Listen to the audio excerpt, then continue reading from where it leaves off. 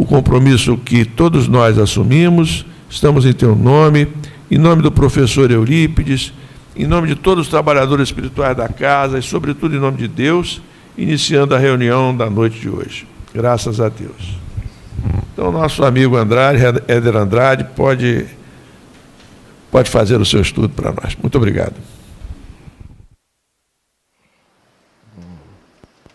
Puxar aqui de banda.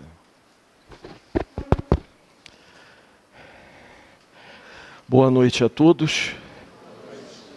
Que a paz do Mestre Jesus esteja junto com todos nós nesse encontro. Inicialmente, agradecemos à direção da casa pelo convite que nos foi ofertado de estarmos aqui, conversando com os companheiros um pouquinho a respeito da doutrina espírita, em particular do Evangelho segundo o Espiritismo.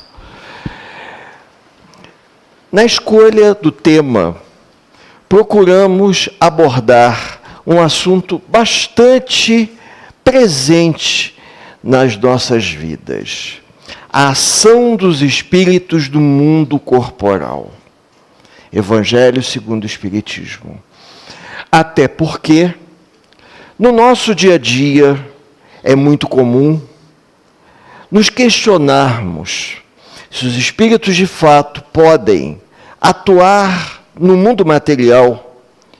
Por que nós não percebemos essa atuação de uma maneira mais presente, mais ostensiva? Devido às nossas limitações e à nossa falta de elevação espiritual, só nos damos conta daquilo que é tangível para todos nós, como, por exemplo, pegar um livro nas mãos. Isso é uma coisa tangível. Porém, os benfeitores espirituais deixam claro que a atuação deles sobre todos nós é muito maior do que nós podemos imaginar, a tal ponto que eles nos guiam no dia a dia. Porém, eles não podem ir contra as leis morais da vida e nem contra os desígnios de Deus. Dessa forma, os espíritos simpáticos, os espíritos afins, os espíritos familiares que desejam nos ajudar, eles podem nos intuir, sem interferir no nosso livre-arbítrio, de maneira que cada um possa fazer a escolha oportuna ao seu processo de crescimento e de evolução. Diariamente, recebemos muitas intuições de coisas positivas que nós podemos fazer ou realizar. Mas, lamentavelmente, acabamos fazendo as escolhas mais oportunas de acordo com o modelo de vida material que nós nos inserimos.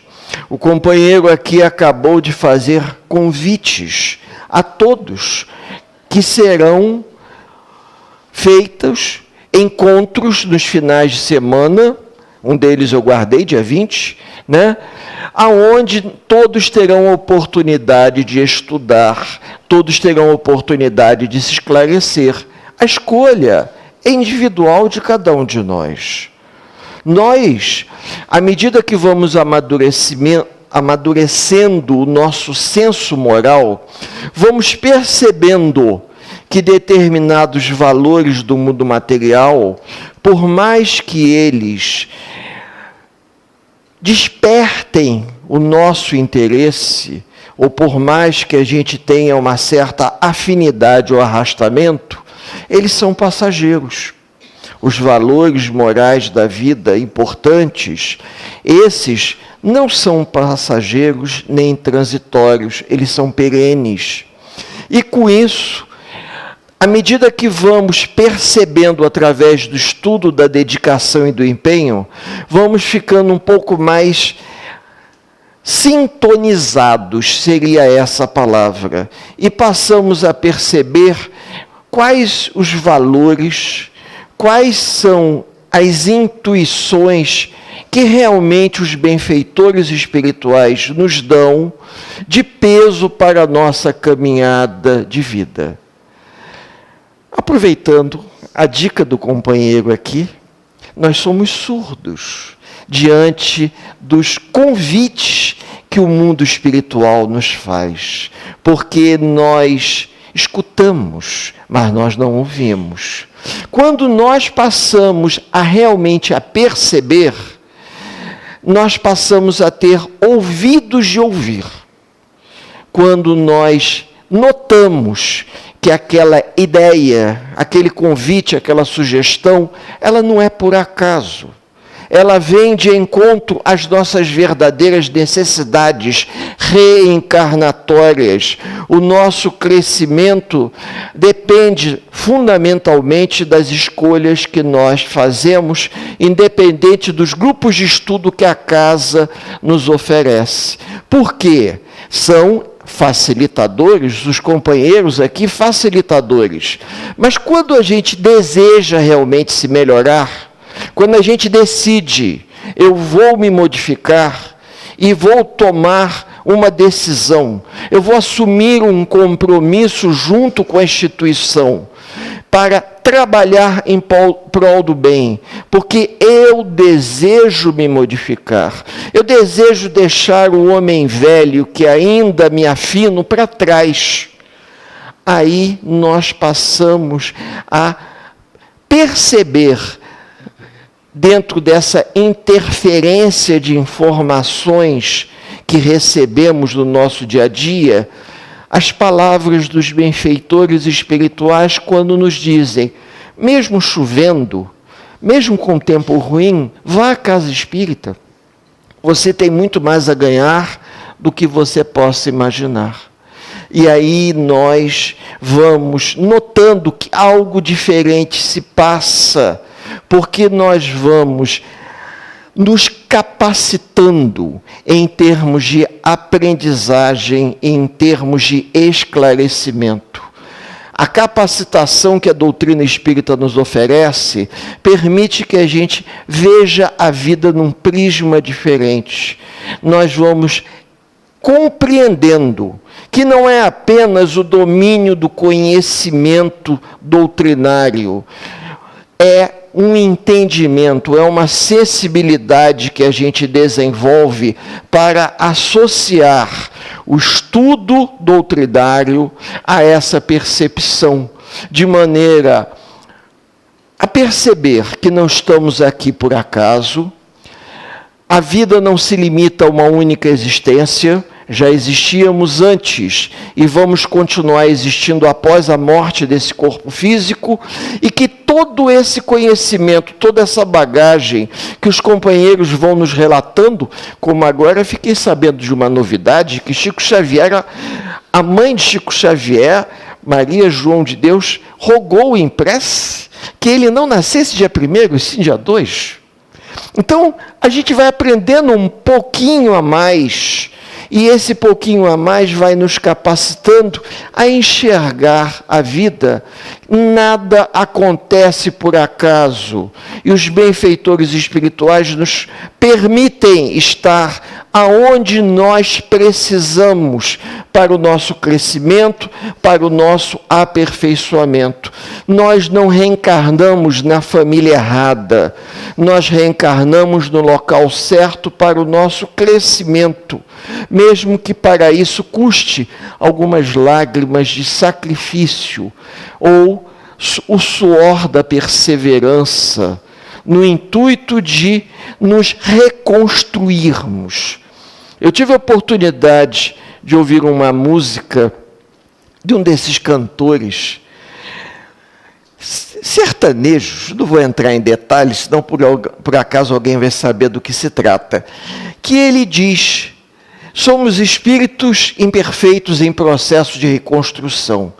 Eu nunca tinha ouvido uma expressão tão perfeita, somos realmente criaturas imperfeitas que reencarnaram para despertarem na matéria a sua verdadeira necessidade reencarnatória, mesmo que isso leve 10, 20, 30, 40 anos, dentro de uma casa espírita, até que em um determinado momento a gente desperta e percebe que os benfeitores espirituais sempre estiveram ao nosso lado, nos intuindo, da mesma forma que André Luiz tinha seu lado Clarencio, até que André Luiz parou, orou, e Clarencio se tornou visível para André Luiz, porque André Luiz elevou o seu padrão vibratório.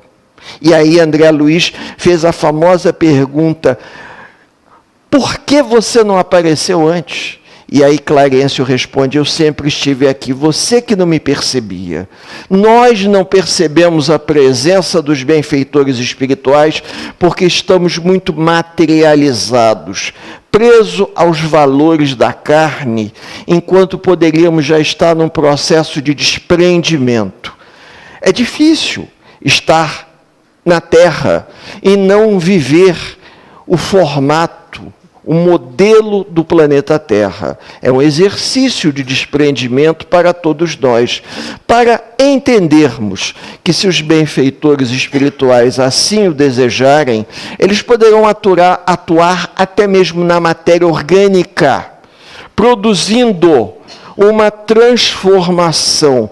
Transformação essa que pode permitir, numa materialização de cura, a pessoa se restaurar fisicamente. Nós tivemos aí, nas telas do cinema, a estreia de um filme Predestinado, que conta a história de José Arigó. Um médium com uma mediunidade fantástica, que muitos tiveram oportunidade de conhecer lá na cidade mineira, aonde ele realizava cirurgias de materialização. Pessoas que iam até lá e eram curadas. E nós tivemos várias histórias que nos servem de testemunho, mas também de aprendizagem. Não basta escutarmos isso, ouvirmos isso, como uma coisa fenomenal. Não. Isso não é um programa de televisão. Isso é um conhecimento que a espiritualidade ofereceu a todos nós como uma exemplificação da codificação espírita. Porque se nós pegarmos algumas obras como Céu e Inferno, por exemplo, nós vamos ver testemunhos e relatos dos espíritos para Kardec naquele ano em que Kardec estava montando o livro O Céu e Inferno.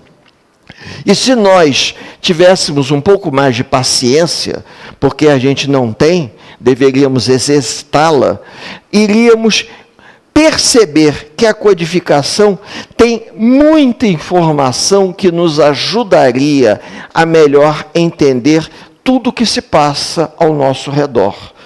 Esses acontecimentos, parece que o planeta está sendo testado. Não é o planeta, somos nós, espíritos imperfeitos, em processo de reforma íntima. Um planeta de provas e expiações, onde a população que se encontra tem a vã pretensão de se tornar num planeta de regeneração sem fazer esforço nenhum. O esforço, ele não é apenas individual, ele é coletivo. E nós temos que vivenciar isso no nosso dia a dia, não apenas através do estudo, mas através do testemunho. E como é que nós faremos isso? Internalizando esse conhecimento, de maneira que ele modifique a nossa maneira de pensar. Vamos ser menos teimosos, colocar mãos à obra, trabalhar dentro das nossas possibilidades, ajudando a coletividade que nos acolhe, para que essa coletividade como um todo, a egrégora dos espíritos que formam essa coletividade, possam nos ajudar a nós nos melhorarmos. Por isso que nós estamos aqui.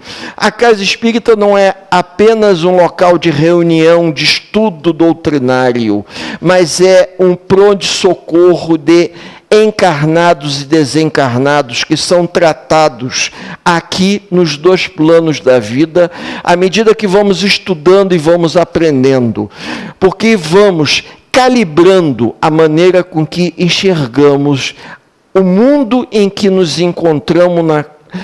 encontramos na condição de vigília. E os desencarnados que se encontram na erraticidade, que estão paralelo a esse plano, estão aprendendo também. É um processo lento, homeopático, sim, mas ele precisa ser constante. Não é uma coisa que você leu, fechou o livro, acabou. Não. É necessário a exemplificação. E o que significa isso? Já que os espíritos exercem uma influência sobre os homens, uma influência sobre o mundo material, nós temos que melhor entender esse processo de influência. Na minha ingenuidade, eu poderia dizer assim: então se eles exercem essa influência, por que eles não facilitam o nosso trabalho? Porque nós não teríamos mérito algum diante do Criador em ter tudo facilitado. Que mérito teríamos em receber de mão beijada aquilo que muitos levam décadas, meio milênio para construir, ou meio século para construir? Melhor, temos sim que nos esforçar, porque o verdadeiro mérito só é alcançado quando nós arregaçamos as mangas, não medimos esforços em trabalhar em prol do bem. Desde que eu estou na Casa Espírita frequentando, já tive a oportunidade de assistir vários oradores que foram lá no Consolador nos brindar com palestras, e alguns deles disseram coisas assim que eu não esqueci. Toda Casa Espírita começa sem dinheiro e termina as obras sem dívida. E, na prática, curiosamente, a gente não sabe explicar, o dinheiro surge de onde se menos espera. Mas quando o desejo é sincero de se realizar um trabalho assistencial, uma obra que vá beneficiar a comunidade, de repente aparece. Ajuda não se sabe de onde. A mesma ajuda que o Dr. Bezerra de Menezes recebeu quando não tinha dinheiro para pagar o aluguel. E um aluno, desejando aulas de matemática, o procurou. E lhe adiantou, em espécie, o valor exato que ele precisava para pagar o seu aluguel. E, curiosamente, o aluno nunca mais voltou. Anos depois, na Federação Espírita, no trabalho de desobsessão, o Dr. Bezerra de Menezes se surpreendeu quando o médium incorporado deu o seguinte depoimento: o dia que você precisar de ajuda, a gente te manda um outro aluno de matemática. Quem conhece a história sabe do que se trata. Então, eu poderia dizer aqui para o nosso companheiro: não se preocupe, o dia que a casa precisar, o mundo espiritual mandará um outro aluno para aprender, um outro aluno para colaborar. E isso nos dá um fôlego, porque você começa a ver que as ideias, elas não são imaginação da nossa mente, porque às vezes você pensa, a coisa acontece. Isso tudo se interagem como um reflexo, porque os trabalhadores do mundo invisível, eles não podem se fazer presente de forma tão clara e evidente, porque eles não podem ir contra as leis morais da vida. Nós temos livre-arbítrio, eles não podem interferir no nosso livre-arbítrio. E nós, cariocas, brasileiros, comodistas, gostaríamos que a solução viesse de forma mágica, como se tivéssemos uma varinha de condão e essa varinha pudesse transformar as coisas de uma hora para outra. A edificação das obras, elas começam a ser projetadas no plano espiritual. E no momento que os homens acreditam naquilo que eles fazem e se empenham em fazer, o plano espiritual, ele transfere para o mundo material toda aquela estrutura que foi concebida no plano espiritual para o mundo material. A gente tem relatos dessas histórias fantásticas. Agora, a gente se pergunta, os beneficiados são apenas aqueles que estão aqui? Pelo contrário, os benfeitores espirituais, quando escolhem um lugar, quando promovem uma mudança da sede ou de uma instituição de lugar para outro, estão pensando na comunidade espiritual que a instituição vai abarcar. Às vezes a gente só pensa naqueles que nós enxergamos pelos olhos da matéria e nós esquecemos do grande número de companheiros desencarnados que vêm até aqui nas reuniões públicas para serem esclarecidos, para serem, digamos, elucidados e ocorrer o fenômeno da revelação, como nós encontramos no livro de André Luiz, que fala sobre mediunidade. No livro de André Luiz, que fala sobre todo o trabalho mediúnico das casas espíritas, nos domínios da mediunidade. E com isso, a gente vai percebendo que a coisa é muito mais extensa. Agora, é lógico que cada um aprende no seu ritmo. Uns desejam ler o Evangelho como se fosse um romance. Outros já querem estudar o Evangelho. Outros desejam ler o Livro dos Espíritos no intervalo de um mês. Outros não. Vamos fazer um estudo sistematizado do Livro dos Espíritos, dividi-lo em 2 anos, para podermos estudar as perguntas e ler com calma.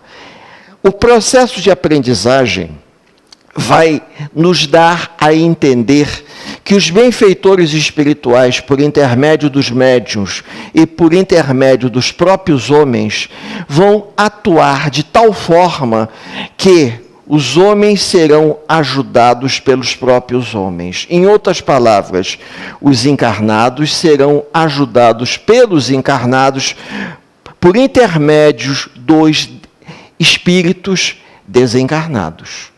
Então, com isso, a gente começa a enxergar a realidade de cada um numa condição diferente. Alguns livrinhos, Inesquecível Chico, Lindos Casos de Chico Xavier, nós temos depoimentos muito interessantes. Nós temos um companheiro, Gerson Sestini, que é o nosso diretor doutrinário, que conheceu muito bem Chico Xavier, assim como Gilberto também conheceu. E às vezes aconteciam umas coisas interessantes quando eles iam até lá visitar o Chico, na época de Uberaba, e talvez até, eu acho que Pedro Leopoldo, nem tenho certeza, que às vezes o Chico chamava e pedia para sentar ao lado, para ouvir no atendimento fraterno e aprender com o atendimento fraterno. Pedia que ele ficasse ali ao lado, escutasse a história, porque depois o Chico tinha relatos a contar. Relatos esses, depoimentos de vida, que davam um verdadeiro romance. Romance, aonde ele procurava explicar o drama pessoal de cada pessoa que ali se apresentava pedindo ajuda. Mas o Chico nada poderia fazer, porque ele não poderia interferir. Às vezes, no atendimento fraterno, que eu tenho certeza que essa casa tem, e atua para receber aqueles que assim desejam uma ajuda, o companheiro encarnado ouve o desencarnado percebe nos bastidores da vida o que se passa e atua sobre o companheiro que faz o atendimento para ele consolar aquela pessoa. Por que nós recebemos a consolação? Porque nós não podemos ter a revelação do que se passa conosco. O que nós precisamos, sim, é estudar para que o estudo nos capacite de maneira a eu poder pensar o seguinte: nada acontece comigo que foge ao controle dos benfeitores espirituais e de Deus. O Cristo envia seus prepostos até essa casa de luz, sendo que o principal preposto de Jesus é Eurípides Barçanufo, para auxiliar a cada um. E o apóstolo da caridade, em momento algum, deixaria de lado qualquer um de vocês ou qualquer um de nós que necessitasse de ajuda, a não ser que nós precisássemos de fato vivenciar a dor do sofrimento para o nosso crescimento individual.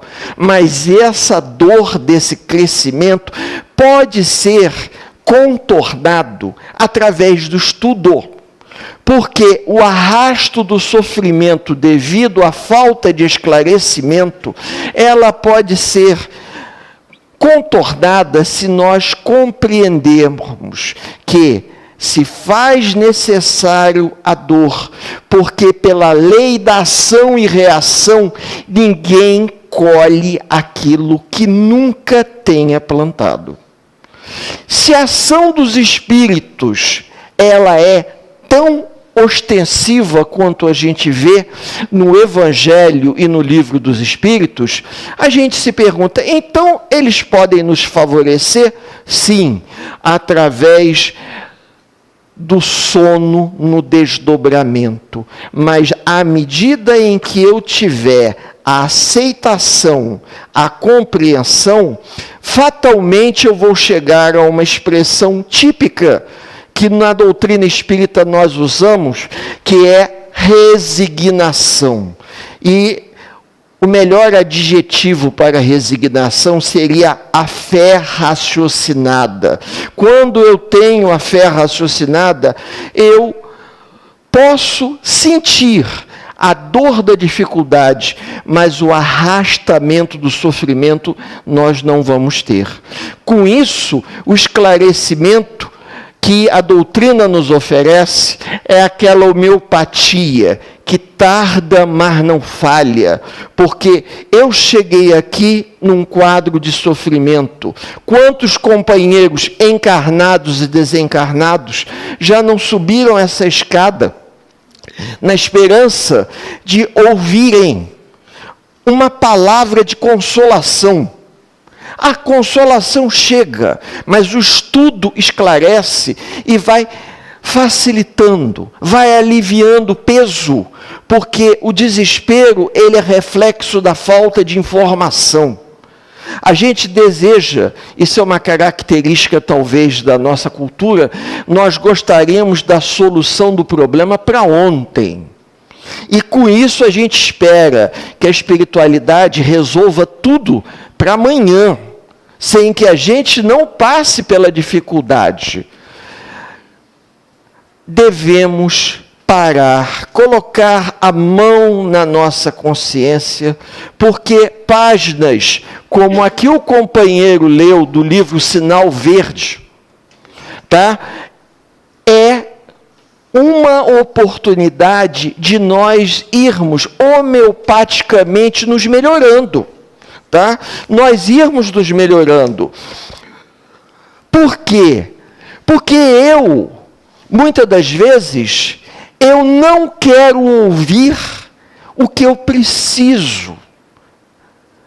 A gente percebe isso até mesmo no trabalho de desobsessão, porque nós recebemos uma orientação que nem tudo a gente pode comentar, mas em questão de estudo, pelo menos uma leve pincelada a gente pode falar. Quando nós temos a oportunidade de oferecer o esclarecimento, alguns relutam porque não querem dar o braço a torcer, pois o seu sofrimento é reflexo do seu próprio comportamento. O maior mal da sociedade atual é querer colher os frutos de sementes que nunca plantaram. E isso é um problema sério, sim. Como é que eu posso querer esperar um benefício, ter mérito por algo que eu nunca fiz por onde merecer, mesmo levando em conta que professor Eurípides, pela misericórdia do alto, ajudava a todos, sem parar para pensar se mereciam ou se não mereciam, mas ele ajudava. Somente quem tem mérito para assimilar a ajuda é que essa ajuda vai promover a transformação que todos nós desejamos. E pelo que eu percebo no semblante das pessoas, as pessoas buscam paz interior, consciência tranquila, para poder chegar à noite, deitar a cabeça no travesseiro e ter um sono reparador. E para isso, eu brigo com a minha consciência o tempo todo. Por que essa queda de braço com a minha consciência? Porque eu não consigo ouvir aqueles benfeitores espirituais que, por intermédio da força do pensamento, tentam me mostrar, não faça determinadas coisas, mas eu faço por teimosia, por afinidade, por irresponsabilidade. Reconheço, eu nem me refiro aos amigos, eu me refiro a mim mesmo. Por quê? Porque às vezes a gente para e pensa, por qualquer motivo você desiste de se melhorar, desiste de estudar, desiste de aprender, até mesmo de se tratar. Porque chega aqui o companheiro do atendimento fraterno prescreve um tratamento de passes que vão conseguir ajudar você, todos nós, a encontrarmos o equilíbrio. Só que tem um detalhe, você vem à metade, o resto você se afasta. Aí daqui a uns 6 meses você retorna, reincidindo com os mesmos problemas. É que nem a pessoa que vai no médico, o médico passa, você tem que tomar essa cartela toda, você toma metade e não toma o restante. Por quê? Porque não quer tomar. Então, a gente deseja que num passe de mágica, a gente consiga reverter em meses, ou 2 ou 3 anos, um comprometimento moral que nós amealhamos em 2 ou 3 encarnações. Alguns aqui são espíritos imortais, como todos nós somos, mas que têm várias encarnações, da época do Império Romano, da época das Cruzadas, descobrimento do Brasil, e a pessoa quer, de repente, em 10 anos, 20 anos, resolver coisas que 2, 3 ou 4 encarnações foi se comprometendo, e agora quer consertar numa tacada só? Nós não temos elevação moral para isso, nem temos estrutura física para pedir à espiritualidade um combo reencarnatório de dores físicas e morais, para numa tacada só a gente reparar isso.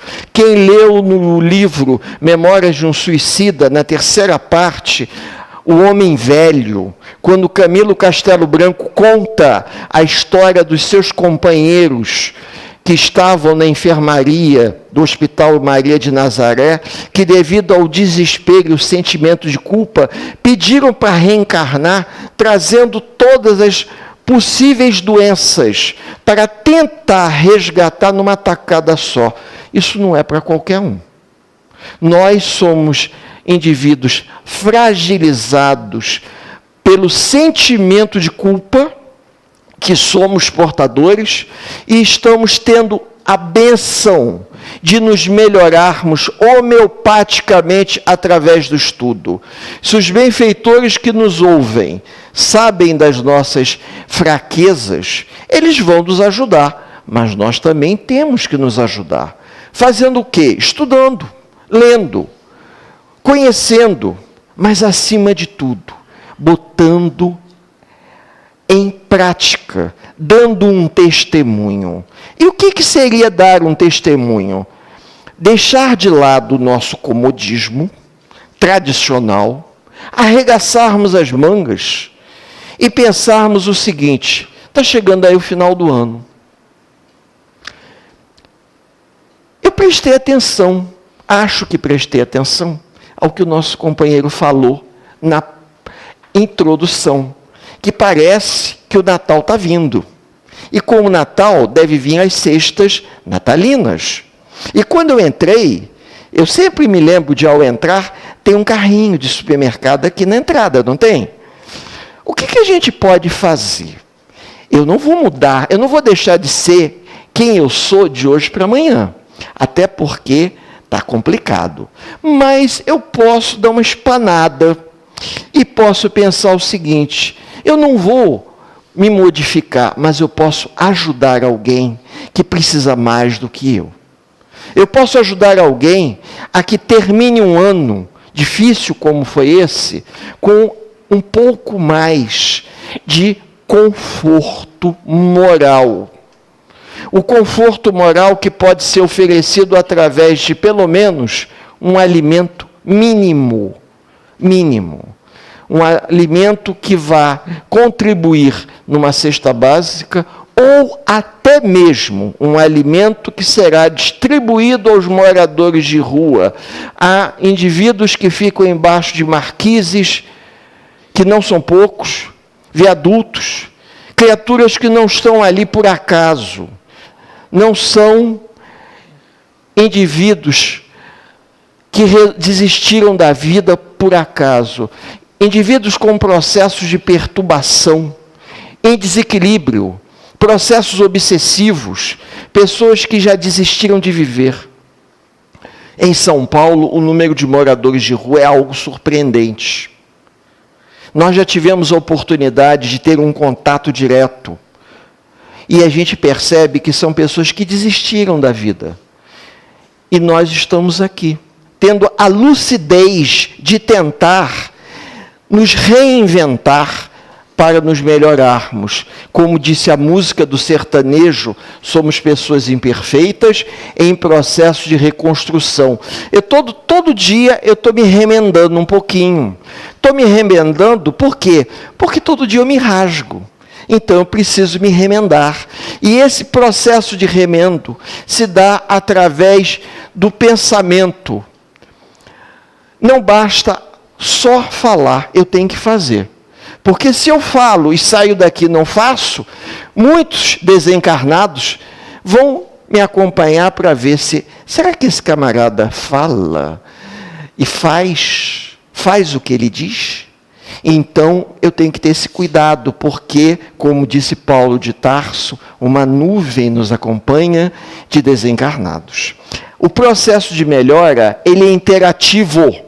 À medida que nós nos esforçamos para nos melhorar, nós encontramos nos bastidores da vida companheiros simpáticos no invisível, que vão nos apoiar.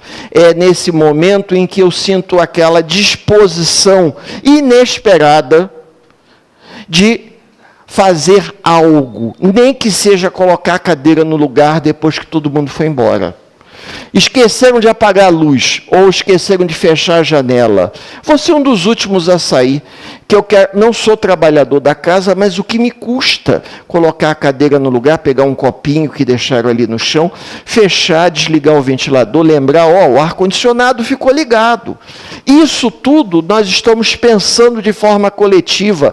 Dá uma olhadinha no banheiro se alguém fechou a torneira da água, da pia, se apagou a luz. Se deu descarga no vaso, até isso. Professor de escola pública é assim, tem que olhar pelos alunos. Então, a gente vai aprendendo e Não é a reunião termina, todo mundo numa velocidade fulminante vai embora, como se encerrou. O processo é um processo interativo, aonde nós estamos imersos numa psicosfera de cura, produzida nessa casa pelo apóstolo da caridade. E a gente quer ir embora rápido do processo de cura, da psicosfera desse espírito de luz. Interessante, né? É que nem aquelas histórias engraçadas que as pessoas chegavam e batiam na farmácia do professor Eurípides para pegar o remédio. Só pegava o remédio e ia embora. Ninguém parava para conversar com ele. Até porque ele já estava com o remédio na garrafinha pronta para entregar. E as pessoas nem sequer se davam conta para perguntar: como é que o senhor sabe que eu vim aqui para pegar esse remédio? E ele às vezes dizia assim: olha, vá, tome e não me faça o que você fez da outra vez. Então as pessoas ficavam assim, paradas, cristalizadas, porque ele sabia. E nós hoje temos a bênção dessa informação. Tomar água fluidificada como se estivéssemos tomando uma homeopatia, e de fato é. Cada copinho daquele é preparado para nós. Você não vai pegar um copinho por mero acaso, você vai pegar o copinho que o benfeitor espiritual está te induzindo a pegar, porque ali vai ter as gotas do remedinho necessário a seu sofrimento, a sua tristeza, a sua melancolia, a sua dor, até mesmo a sua revolta. Agora, à medida que a gente estuda e busca o esclarecimento, a gente para e pensa: caramba, se os espíritos atuam na matéria de uma maneira tão inteligente, até porque eles são responsáveis muito mais pela nossa vida do que nós imaginamos, se nós nos permitíssemos um pouco mais essa interação, nós perceberíamos que os melhores pensamentos que nos vêm à mente não são nossos. Infelizmente, nós puxamos a sardinha e sempre falamos: olha, eu tive uma excelente ideia que o senhor pode usar. Ninguém diz assim: olha, me ocorreu uma ideia aqui que eu acho que não deve ser minha, porque meus pensamentos não são dessa natureza. Quem sabe eles não possam ser usados. Nos falta humildade para reconhecer as nossas limitações. Eu não digo limitações intelectuais, porque provavelmente temos pessoas aqui com boa formação acadêmica. Mas não nos esqueçamos que Chico Xavier só tinha o 4º ano do grupo escolar. 4º ano do grupo escolar. Grupo. Chico só aprendeu português, matemática, história, geografia e ciências.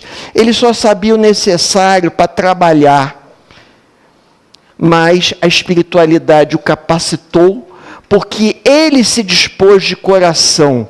E nessa ele psicografou 400 e quase, agora já está na faixa de uns 450 livros. 537. Hã? Mais ainda, 537 livros, porque opúsculos e não sei mais o que. Ele leu tudo isso, segundo me disseram, ele terminava de psicografar, ele lia. Então, se ele leu tudo que ele escreveu, isso me faz lembrar um personagem da história, Monteiro Lobato, se não me falha a memória, disse o seguinte, que se Chico Xavier, ele sozinho tivesse escrito todos aqueles livros, ele poderia escolher qualquer cadeira da Academia Brasileira de Letras, não é verdade?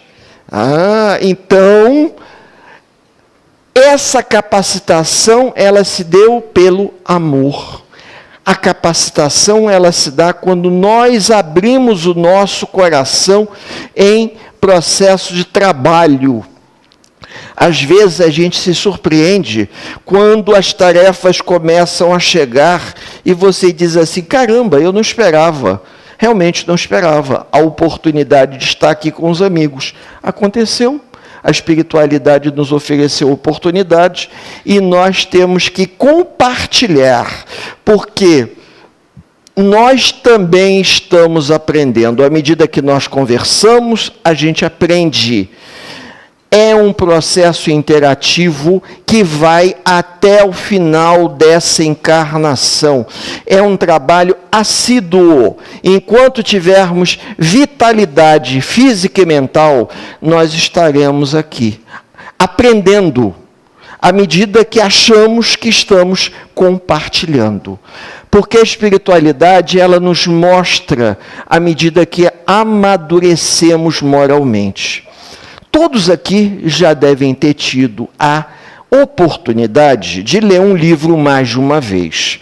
E quando se lê o livro pela segunda ou terceira vez, se surpreende dizendo assim: curioso, na minha primeira leitura, eu não percebi isso aqui.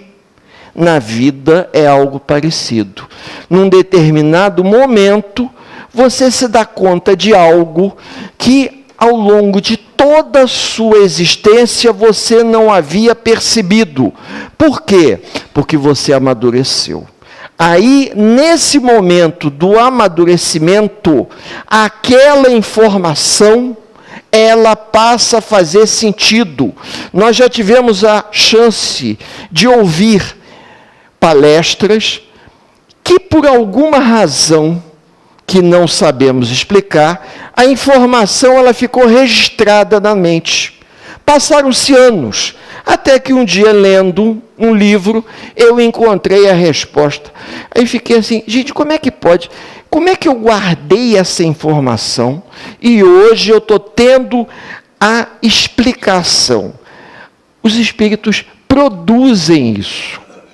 Através de atuações magnéticas, eles nos levam a nos lembrarmos com uma facilidade de coisas que às vezes a gente fica surpreso. Com que facilidade, às vezes, Chico Xavier se lembrava, à medida que ele ia distribuindo bala para aquela criançada, segundo me conta Gerson Sestini, que Chico pegava um saco de bala, despejava no bolso daquele casaco dele que parecia que não tinha fundo, segundo o Gerson contava, e o Gerson dizia assim: eu desconfio que o Chico era um médium de materialização, porque nós íamos pelas ruas lá de Pedro Leopoldo, isso um pouco antes de ir para Uberaba, e Chico saía distribuindo bala para as crianças, e Chico sabia o nome de todas as crianças. E quanto mais bala ele dava, mais bala ele tirava do bolso. Pelo tamanho do saco que ele havia despejado no bolso, não era possível que tivesse essa quantidade de bala.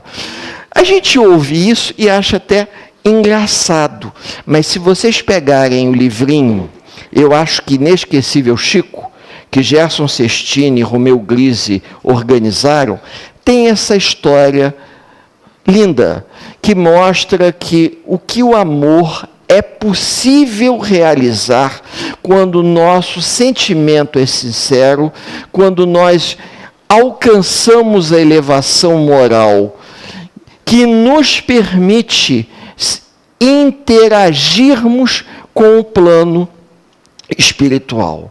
Às vezes, nós não entendemos o trabalho que os benfeitores espirituais realizam por intermédio não só dos dirigentes da casa, mas por intermédio dos médiuns. E à medida que as pessoas vão entendendo até que ponto é possível, nós passamos a aceitar melhor os acontecimentos. Muitos buscam a casa espírita para encontrar a cura para a doença que incomoda. E nós já tivemos chance de ouvir depoimentos ao longo dos anos em que o indivíduo não encontrou a cura, mas ele encontrou uma coisa muito mais interessante, mais importante do que a cura, o motivo pelo qual ele é portador da doença. E a partir daquele momento, ele não passou mais a desejar a cura, mas passou a desejar a aceitação, porque ele compreendeu a necessidade dele conviver com a dificuldade. A dificuldade era o exercício de crescimento para ele, como é para cada um de nós.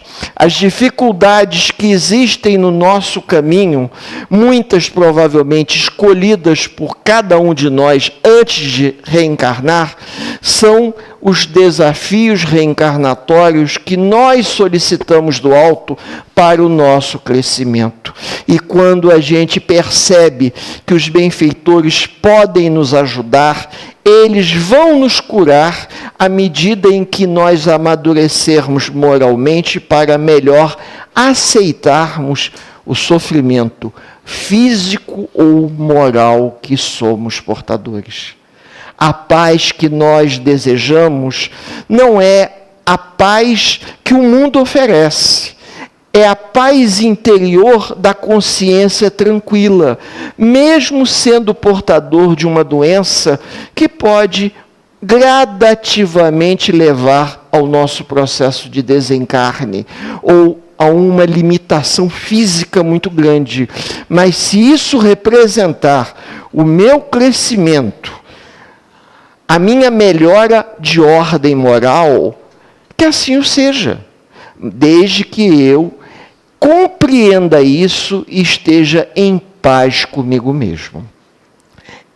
Esse convite a doutrina espírita nos faz, esse convite a doutrina espírita nos oferece, a cada dia, a cada momento. As obras da codificação estão aqui de acesso a todos. A casa oferece oportunidade de estudo esclarecedor e tenho certeza que não faltará oportunidade nas frentes de trabalho que essa casa realiza para pessoas que desejarem serem úteis, colocando suas mãos a serviço dos semelhantes e recebendo em troca o alento da consolação que os trabalhadores do mundo invisível nos estendem através das bênçãos de paz e de luz. Eu desejo a todos os amigos que nos ouviram nesse breve momento uma noite de paz, uma noite de luz. Que Jesus, nosso amado Mestre, e o nosso... Falhou aqui. Voltou? Voltou. O nosso... Alô? Pronto. Nosso patrono, professor Eurípides, possa envolver a todos os companheiros. O trabalho de cura que aqui é realizado vai além da capacidade de imaginação dos amigos. Que a gente possa, ao final de cada encontro, elevar o pensamento em prece, agradecendo a Deus, agradecendo a Jesus, nosso Mestre, e dizendo: obrigado, Senhor, pela oportunidade desse encontro nessa casa de oração. Que assim seja. Muito obrigado, Éder. Nós agradecemos as suas reflexões, que certamente contribuem para o nosso amadurecimento e fortalecendo assim a nossa fé.